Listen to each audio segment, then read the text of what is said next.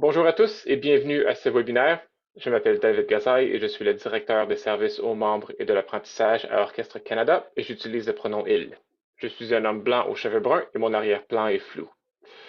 Je serai bref, mais j'aimerais mentionner qu'Orchestre Canada est une organisation virtuelle et que nous travaillons où que nous soyons. Je reconnais respectueusement que mon bureau d'attache se trouve à Kingston, en Ontario, sur les terres traditionnelles des Anishinaabe et des Haudenosaunee, ainsi que des Huron-Wendat. Je reconnais l'importance de ce territoire pour les peuples autochtones qui y ont vécu et qui continuent d'y vivre, des gens dont les pratiques et la spiritualité étaient liées à la terre et qui continuent de se développer en relation avec le territoire et ses autres habitants aujourd'hui. Bonjour, je m'appelle Richard Coburn, j'utilise le pronom il et je suis le directeur de BIPOC Voices. Je suis très content que vous êtes ici avec nous aujourd'hui. Je vais vous présenter un projet pour lequel nous sommes très, très excités et répondre un peu à qu'est-ce que ça veut dire le projet, puis comment vous pouvez l'impliquer. Alors, pour commencer, je voudrais vous parler un peu de BIPOC Voices. C'est quoi?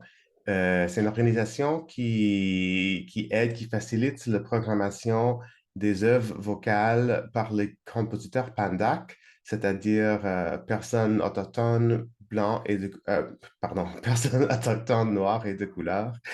Euh, on fait plusieurs affaires. On a une database sur notre site web. On crée des démos pour les compositeurs qui n'ont jamais eu des démos.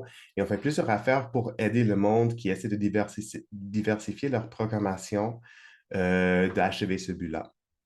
Alors, le projet dont on parle aujourd'hui, c'est les premiers rapports sur les orchestres canadiens et les compagnies d'opéra canadiens. Euh, on va étudier comment nous, comme une industrie à travers le Canada, comment nous avons programmé des œuvres écrites par des femmes, par des compositeurs trans, non-binaires et pandac à travers plusieurs saisons. Ben, on fait ça premièrement parce qu'on sait que il y a une phrase en anglais, je ne sais pas à quel point ça se traduit bien en français, mais ce qu'on mesure, on fait. On fait ce qu'on mesure. Puis, on n'a jamais mesuré à quel point euh, nous, comme industrie, on a fait du progrès ou pas et comment sont les nuances du progrès qu'on a fait dans cette question de diversifier notre répertoire. Euh, alors, tout le data qu'on collectionne, toutes les données vont rester anonymes. L'idée du rapport, c'est pas de pointer à un organisme ou un autre pour dire, c'est de voir en termes généraux, groupés par nos catégories de budget, comment on a le progrès qu'on a fait. Le rapport, ça va être modélé sur quelque chose pour ceux de vous qui font partie de League of American Orchestras.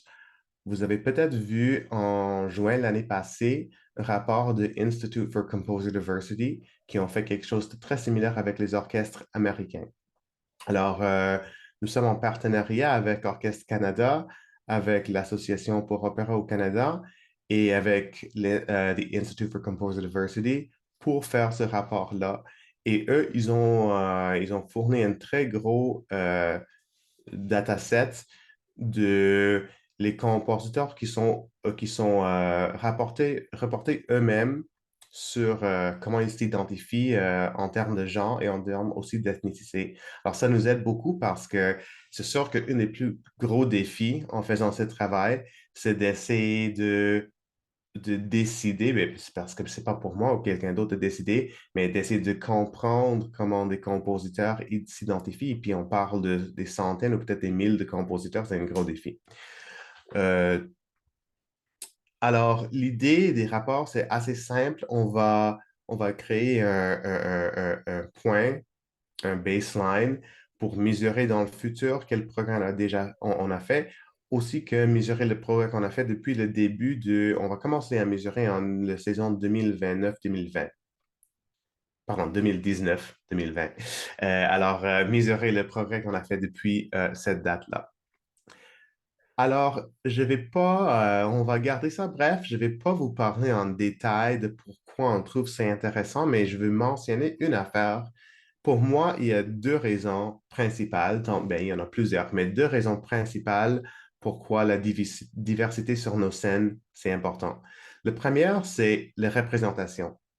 On sait que si on veut être inclusif, il faut que le monde qu'on veut inviter chez nous, le monde que si on veut qu'ils se sentent chez nous, chez eux, chez nous, il faut qu'ils leur voient le monde qui est comme eux, qui s'identifie comme eux sur nos scènes.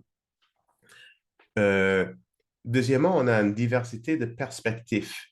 Euh, Ça aussi, je pourrais parler longtemps, mais je trouve que dans notre société, on fait face à plusieurs gros défis tels qu'on ben, on vient de, ben, je vais passer le COVID, mais de passer à travers ce défi-là, puis on a le crise de changement climatique, on a plusieurs affaires qu'il faut faire face comme société. Et pour moi, personnellement, tu sais, on reçoit dans les arts beaucoup d'argent public et on doit au public se rendre quelque chose pour cet argent-là. Une des affaires, à mon avis, qu'on peut faire, qu'on peut leur rendre, c'est d'aider le monde à être plus empathique, à entendre plus du monde qui a vécu des affaires différentes, qui voit le monde différemment que eux. Et je trouve que l'art, surtout l'art narratif, mais l'art en général, ça nous donne une opportunité de faire ça parce que on donne la parole à des personnes qui ont vu des affaires différentes, qui ont des perspectives différentes. Alors, la représentation et la diversité des perspectives, pour moi, c'est les deux importants, les deux gros raisons pourquoi on fait ça. Je vais vous partager un petit peu de data ici. Ça, ce que vous voyez maintenant, c'est le numéro de Canadiens selon le dernier census qui a été fait en 2021, l'année passée. Ah, bon, en fait, il y a 2 ans là. Euh, le numéro de personnes qui s'identifient comme Pandak. Et vous pouvez voir que j'ai juste laissé les numéros pour chaque 10 ans, mais on a aussi projeté dans le futur. Alors aujourd'hui, on est à juste un peu plus que 30% que la population canadienne qui s'identifie comme Pandak. Euh, et ce numéro est projeté à continuer à monter. Alors, c'est assez clair qu'il y a très peu d'organismes qui ont 30% de leur programmation aujourd'hui qui est écrit par le compositeur Pandak. C'est pas en fait pour moi de décider qu'est-ce qui devrait être vos buts, mais c'est pour donner une référence, une idée de quelque chose qui pourrait être intéressant. Si on veut regarder un peu plus en détail, ça, c'est des villes différentes au Canada. On voit que Montréal, on est plus ou moins au niveau de- du pays au complet. Mais à Calgary et Edmonton, il y en a encore plus. Et comme des places comme Vancouver et Toronto, c'est presque 60% de population qui est Pandak. Et puis, si on va augmenter, si ça va continuer à augmenter, ces numéros vont aussi continuer à augmenter. Il faut aussi considérer que on planifie des fois des années en avance. Moi, en ce moment, je travaille sur un projet qui a commencé il y a 8 ans. Alors, ça, c'est peut-être exceptionnel, mais quand même, si on veut commencer juste pour reculer un moment, dans 10 ans, ça va être 40% de la population qui est Pandak. Euh, un projet de 8 ans qui va finir en 31, ça veut dire dans 2 ans, on va commencer déjà à préparer pour une réalité de 40% de population en Pandak. Puis on ne parle pas juste de Pandak dans ce projet, on parle aussi du monde qui est trans et non-binaire. Selon le même census, ça fait 0,19% de population qui est trans et 0,14% qui est non-binaire. C'est des très, très petits numéros, mais Statistique Canada a aussi noté que le pourcentage chez les milléniaux et les générations Z sont beaucoup plus élevés, juste de 3 à 7 fois plus élevés que chez des générations qui sont plus vieilles. Alors, on peut aussi attendre que ces numéros-là, même s'ils vont jamais peut-être atteindre le même niveau que le Pandac, vont continuer à augmenter. Et puis, comme on peut attendre, 50% de la population plus ou moins est femelle, 50,5, je pense, mais c'est assez proche à 50-50. Alors, ça, c'est pour donner un petit résumé de qu'est-ce qu'on fait, pourquoi on le fait. Et maintenant, je voudrais vous parler de comment vous pouvez aider le projet et pourquoi c'est important. Dans le fond, euh, nous, on a une équipe de chercheurs qui, on va sur l'Internet, on recherche vos programmes, on met tout le data dans un spreadsheet, mais c'est beaucoup plus vite si vous envoyez votre data à nous. Ça nous sauve du temps, ça nous laisse couvrir plus de territoire. Ça veut dire aussi que vous avez peut-être des fois plus d'informations qu'on peut trouver facilement sur l'Internet, surtout pour les anciennes saisons. Il y a certains organismes qui ont leurs anciennes saisons sur ligne, mais il y en a plusieurs qui n'ont pas.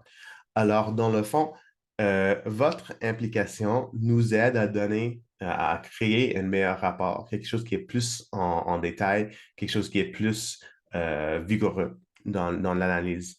Alors, il y a quelques catégories que, je vais y aller ici. Oups. Il y a quelques data qu'on recherche, qui est tout ici. Pour plus d'informations, vous pouvez retrouver toute cette information-là sur notre site web qui est www.morebypocvoices.com. Je suis certain que le courriel va être envoyé à vous ou va être noté dans ce lien quelque part. Mais juste pour vous parler très vite, en ce moment, on cherche pour chaque œuvre que vous avez mis sur scène ou même si c'est quelque chose qui a été annulé à cause de COVID, que vous avez programmé, on cherche le titre, le compositeur, le librettiste, s'il y en a une, les dates de représentation, le lieu de représentation. Et finalement, si la représentation fait partie de votre saison principale, c'est-à-dire c'est pas incluant mettons, si vous avez des spectacles d'éducation ou des événements de levée de fonds ou des affaires qui sont en collaboration avec un autre organisme, quelque chose qu'on ne fait pas normalement. Nous trouvons que c'est intéressant de noter qu'est-ce qui fait partie du saison, du centre du saison. Si vous avez plus d'informations déjà dans vos fichiers comme les chefs d'orchestre, les solistes, je sais pas, les durées d'œuvre, tout ça, c'est super utile. Vous n'avez pas besoin de nettoyer ça. En fait, ça, ce serait intéressant pour nous, mais le minimum qu'on cherche, c'est tout ça qui est déjà ici sur l'écran. Et puis nous, on va faire la détermination. Ben, encore une fois, c'est pas juste dire détermination, mais on va faire notre mieux de comprendre les identités de tous les compositeurs. Et ça, on fait déjà en lien avec les Institute for Composer Diversity et aussi en parlant autant qu'on peut aux compositeurs eux-mêmes. Alors là, on arrive plus ou moins à la fin. J'espère que j'ai bien expliqué pourquoi on fait ce qu'on fait et exactement qu'est-ce qu'on fait et les façons dont vous pouvez aider. Alors, toutes ces informations que je viens de mentionner, vous pouvez les envoyer par courriel à morebipocvoices@commercialgmail.com. Encore une fois, je suis certain que ce courriel sera écrit quelque part et envoyé à vous. Si vous avez des questions, vous pouvez aussi envoyer les questions au même courriel. Et puis, je vous remercie beaucoup pour votre temps et on a vraiment hâte à partager cette information, cette analyse du travail parce que je sais qu'il y a plusieurs d'entre vous qui ont vraiment travaillé fort déjà et on va voir les résultats de vos travail. Alors, on a hâte de, de partager cette analyse et les résultats qu'on a avec vous en printemps. Merci beaucoup. Merci bien, Rich. Merci pour tout le travail que tu fais pour rassembler ces rapports. Nous ici, à l'Association pour l'Opéra au Canada, attendons avec impatience, désolé pour mon français, les changements positifs que ces informations pourraient précipiter dans le secteur.